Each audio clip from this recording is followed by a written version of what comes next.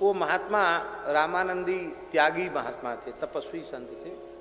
हमने उनका दर्शन नहीं किया, हमारे खाकचौक वाले महाराज जी ने उनका दर्शन किया। अखंड भस्म रमाते थे पूरे शरीर में, वो बड़े बड़े उनके जटा थे, बहुत विशाल तिलक लगाते थे, श्री लगाते थे पान के पत्ता के बराबर, ये मस्तक था उनका, वो बड़ी जटा थी उनकी।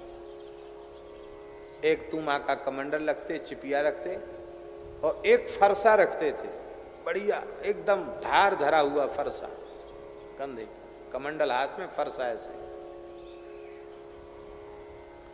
एक मोटा हाड़बंद और लंगोटी, बस और कुछ नहीं शरीर पर।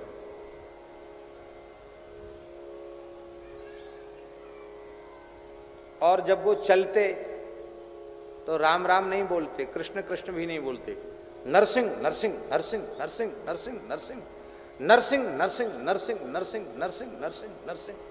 महाराज जी कहते थे कि वो इतने तेजस्वी संत थे कि कुंभ मेला क्षेत्र में फरसा लेके नरसिंह नरसिंह करें तो सब चुई चाई बंद हो जाती, सब शांत हो जाते थे कि बाबा आ गया भैया। उनके सामने किसी की बोलती नहीं निकलती थी, और बड़े महात्मा क्षमाशील थे, किसी झगड़ा नहीं करते थे, गाली नहीं देते थे, बस हर समय जोर से नरसिंह नरसिंह नरसिंह नरसिंह नरसिंह नरसिंह नरसिंह नरसिंह नरसिंह। ये बात है सन 36 या 38 की कब की बात है, लेकिन सन 40 के 1940 से पहले की बात है। वृंदावन कुंभ की बैठक थी, हरिद्वार कुंभ की बैठक वृंदावन में होती है, तो कुंभ के मेला का अवसर था। खाक चौक में हमारे पहाड़ी बाबा महाराज के यहाँ सब अनी अखाड़े के संत महंत सब रुके हुए थे। उसी बीच में वो बाबा जी आ गए, त्यागी जी, नरसिंह नरसिंह नरसिंह नरसिंह। पंचायत हो रही थी, सब चुप हो गए। आओ आओ आओ त्यागी जी, विराजो विराजो, बैठो बैठो। अब सब पंचों ने संतों ने पूछा उनसे कि आप रामानंदी साधु, कोई आपसे राम राम कहता है तो बोलते नरसिंह नरसिंह, कोई राधे राधे कहता तो बोलते नरसिंह नरसिंह, दूसरा नाम क्यों नहीं बोलते, नरसिंह नरसिंह क्यों बोलते हो? तो बोले देखो अपने अपने भाव की बात है, जो जो करता है उसको करने दो, टोको मत, आप अपना काम करो, हम अपना काम कर रहे हैं, हम अपना साधन कर रहे हैं। तो सब संतों ने कहा देखो आप भेष भगवान से बड़े नहीं हैं, 4 संप्रदाय के श्री महंत बैठे हैं, अनी अखाड़े के सब श्री महंत यहाँ बैठे हैं, आपको पंच परमेश्वर के बीच में सही सही बात बतानी पड़ेगी।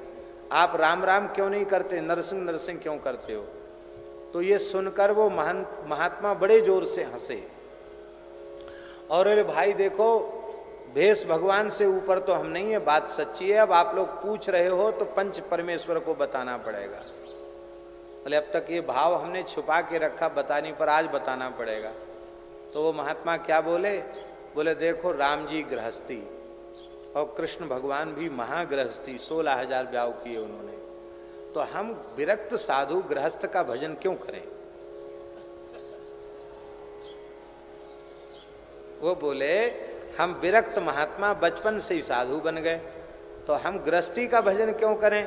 हम बढ़िया जटा जूट वाले महात्मा हैं, तो हमने सोचा हमारे अनुरूप भगवान कौन से हैं? तो सब ठाकुर जी बिना दाढ़ी मूछ वाले हैं, और नरसिंह भगवान पंचकेश वाले ठाकुर जी हैं, इसलिए हम विरक्त महात्मा विरक्त ठाकुर का भजन करते। किसी ने कहा महाराज वो तो लक्ष्मी जी भी तो उनके पास रहती है, लक्ष्मी नरसिंह कहती। अरे बोले तुमको पता नहीं है, लक्ष्मी जी मनाने आई थी, एक घुड़की लगाई भाग गई लक्ष्मी जी। बोले वो किसी को टिकने नहीं देते अपने पास, इसलिए हम तो नरसिंह भगवान के भगत हैं। तो महाराज जी कहते थे कि देखो संतों के विचित्र विचित्र भाव, वो सिद्ध महात्मा थे।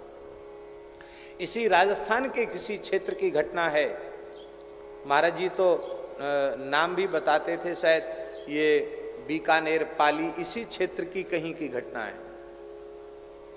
बड़ा भयंकर अकाल था और श्री महंत अर्जुन दास जी की जमात में वो त्यागी जी थे।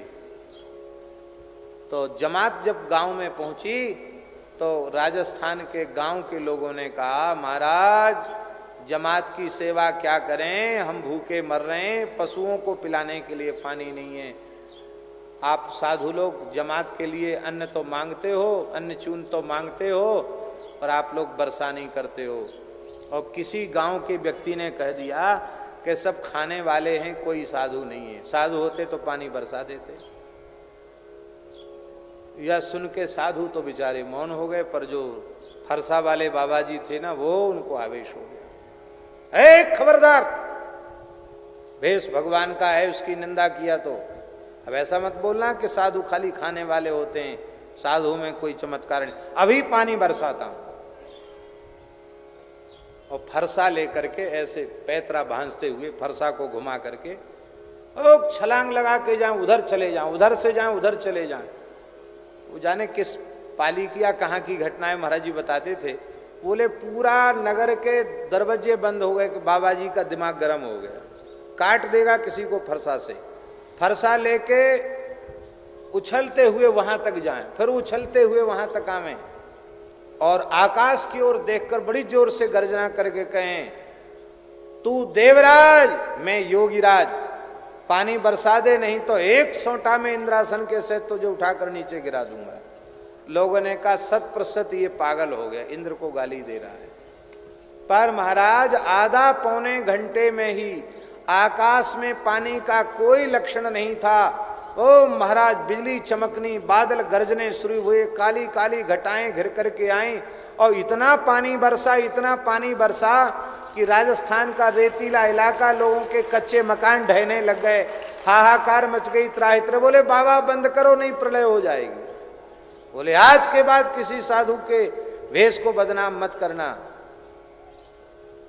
अरे साधु से भगवान डरते तो इंद्र महेंद्र क्या क्या चलता है? बोलो भक्तवत्सल भगवान की। यहां भी संभवतः श्री दयालदास जी महाराज ने यही बात है ना, कहा पानी नहीं बरस रहा है तो श्री रामदास जी महाराज से प्रार्थना की। बोले इतने बड़े काम के लिए गुरु जी को क्यों परेशान करना। और उन्होंने इंद्र से प्रार्थना की और इंद्र ने पानी की वर्षा की। संतों का प्रभाव बड़ा विलक्षण होता है, बड़ा दिव्य होता है। तो भक्तों के भाव विचित्र होते हैं, कोई किसी भाव का उपासक है, कोई किसी भाव का उपासक है, और अपने अपने भाव में सब परिपूर्ण है। इसलिए संतों को पहचानना, संतों की सेवा करना